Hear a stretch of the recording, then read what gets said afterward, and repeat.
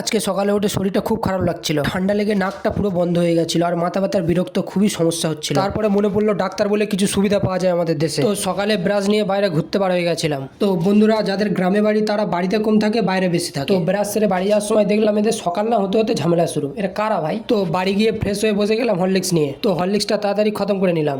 তো হরলিক্স খাওয়া শেষ করে পকেটে হাত দিতে দেখলাম গরিবের পকেটে 70 টাকা রয়েছে। তো কি আর করা যাবে, চলুন বন্ধুরা দেখা যাক 70 টাকায় কোন ডাক্তার বসে। তো এদিকে বাইরে বের হয়ে দেখি ক্যামেরা নিয়ে রেডি। তো বন্ধুরা গ্রামের আঁকাবাঁকা পথ দিয়ে যেতে থাকলাম আর ভাবতে থাকলাম এই রাস্তায় আমি একসময় ডেলি স্কুলে যেতাম। তো আমি যে স্কুলে পড়তাম তো সেটাও আজ তোমাদের দেখাবো। তো চলো বন্ধুরা গরিবের ডাক্তারের কাছে গিয়ে দেখা হচ্ছে। তো বন্ধুরা অনেকক্ষণ খোঁজাখুঁজির পরে একটা ডাক্তার পেয়ে গেলাম। ডাক্তারের কাছে গিয়ে দেখলাম ডাক্তারের কাছে কোনো ভিড় নেই। তো ডাক্তার দেখে ওষুধ নিয়ে বেরিয়ে গেলাম। বন্ধুরা এটা হলো কলস হাই স্কুল, যেখানে আমি পড়াশোনা করেছি।